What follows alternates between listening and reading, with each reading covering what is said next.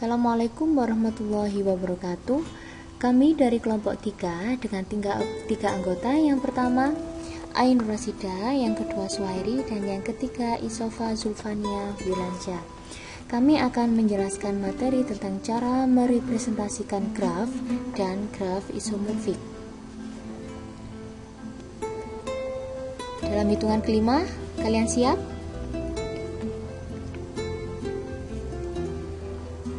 Ada beberapa cara yang digunakan untuk merepresentasikan graf.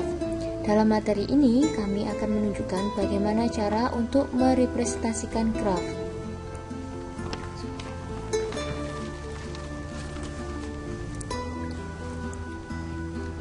Cara pertama yang digunakan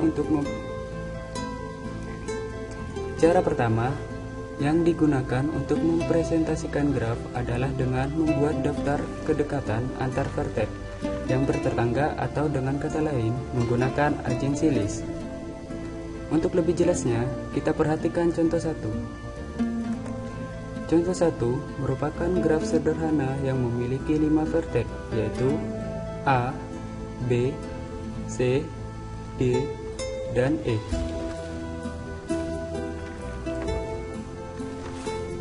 Untuk merepresentasikan graf tersebut, kita gunakan agency list dengan cara membuat tabel yang berisi daftar vertex yang saling bertetangga. Pada vertex A, vertex yang bertetangga antara lain vertex B, C, E. Untuk vertex B, vertex yang bertetangga antara lain vertex A. Untuk vertex C, vertex yang bertetangga adalah vertex A, D, dan E, dan berlaku untuk vertex-vertex lainnya. Contoh 2 merupakan graf berarah yang memiliki 5 vertex. Karena graf tersebut berarah, maka tabel agency list berisi inisial vertex dan terminal vertex, di mana inisial vertex merupakan vertex awal dan terminal vertex merupakan vertex ujung. Kita lihat, ketika vertex A menjadi vertex, maka yang menjadi terminal inisial vertexnya adalah B, C, D, dan E. Begitu seterusnya. Untuk inisial vertex D tidak memiliki terminal vertex, karena inisial vertex D tidak mengarah ke terminal Untuk inisial vertex D tidak memiliki terminal vertex, karena inisial vertex D tidak mengarah ke terminal vertex manapun.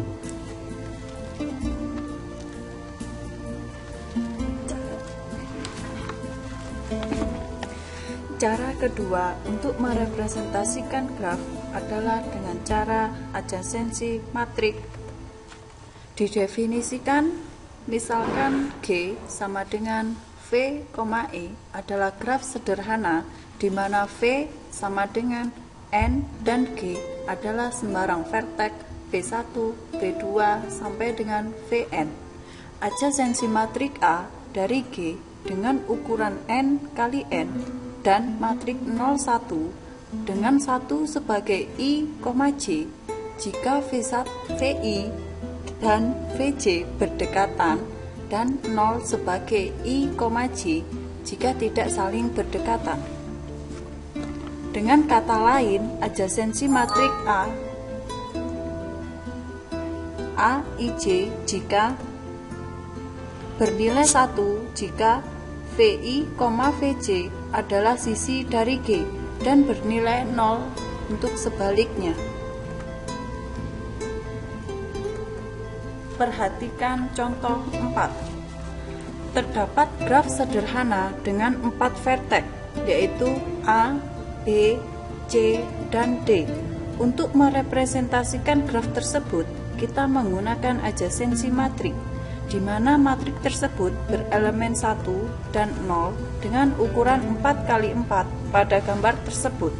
Vertex A, tidak memiliki sisi, maka kita tulis 0. Untuk vertex A, B merupakan sisi dari graf, maka ditulis 1 dan seterusnya. Selanjutnya perhatikan contoh 5. Diberikan sebuah graf tak beraturan. Untuk graf yang memiliki sisi ganda, maka elemen matriks tidak lagi berisi 1 dan 0, tetapi kita tuliskan banyaknya sisi VI, VJ dari G. Kita lihat verteks A, B berisi 3 sisi, maka kita tuliskan 3 dan seterusnya. Untuk graf semu, gelang pada verteks VI dinyatakan dengan nilai 1 pada posisi I, di adjasensi matriks.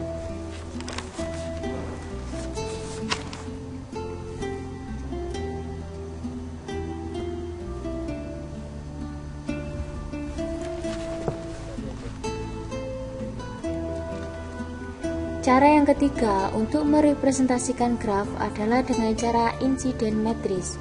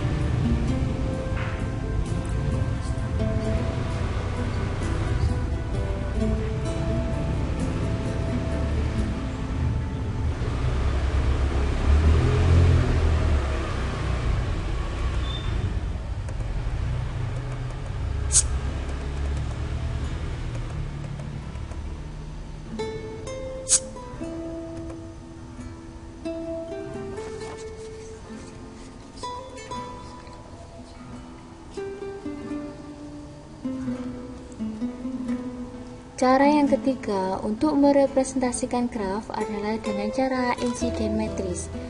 Didefinisikan, misalkan G sama dengan V, E adalah graf tak berarah, di mana V1, V2 sampai dengan Vn adalah verteks dari E1, E2 sampai dengan En adalah sisi dari G. Insiden matriks M, MIJ berukuran N kali M, di mana MIJ berelemen 1 ketika VI menempel pada sisi EJ dan bernilai 0 jika sebaliknya.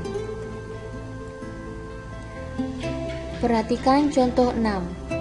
Diberikan graf dengan 5 verteks dan 6 sisi, maka insiden matriksnya adalah sebagai berikut. VI, EI berelemen 1, VI, E2 berelemen 1, untuk V2, EI bernilai 0. Selanjutnya yaitu contoh 7. Diberikan graf tak beraturan yang mempunyai sisi ganda dan loop.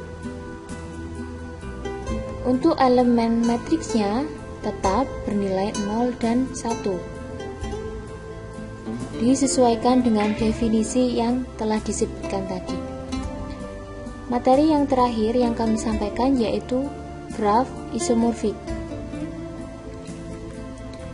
Isomorphic of graph atau graf isomorfik didefinisikan, dua buah graf G1 dan G2 dikatakan isomorfik jika terdapat korespondensi 1-1 antara simpul-simpul keduanya dan antara sisi-sisi keduanya sedemikian sehingga jika sisi E bersisian dengan simpul U dan V di G1, maka sisi E yang berkorespon di G2 juga harus bersisian dengan simpul U dan V di G2. Untuk lebih jelasnya, perhatikan graf di bawah ini.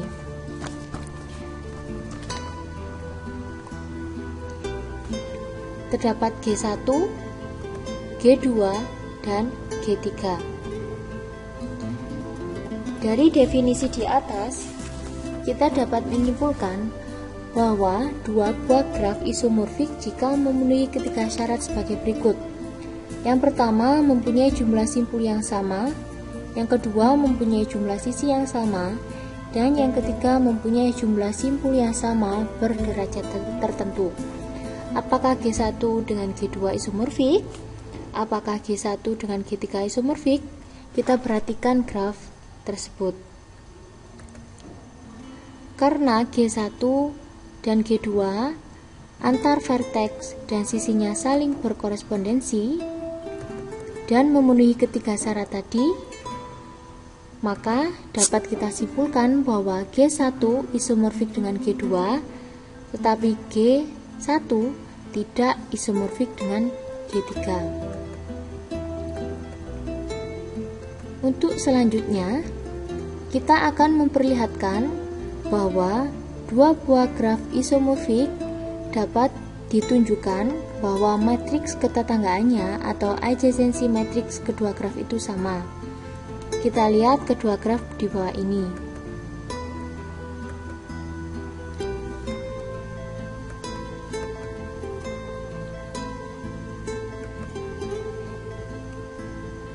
Graf pertama, kita notasikan AG1 dengan 5 vertex A, B, C, D, dan E mempunyai elemen yang sama dengan graf yang kita notasikan AG2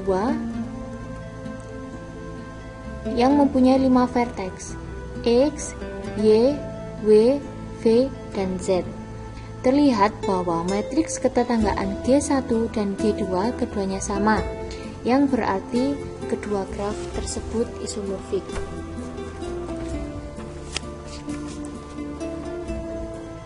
Demikian penjelasan dari kami. Kurang lebihnya kami mohon maaf yang sebesar-besarnya. Semoga bermanfaat bagi kita semua. Sekian, terima kasih. Wassalamualaikum warahmatullahi wabarakatuh.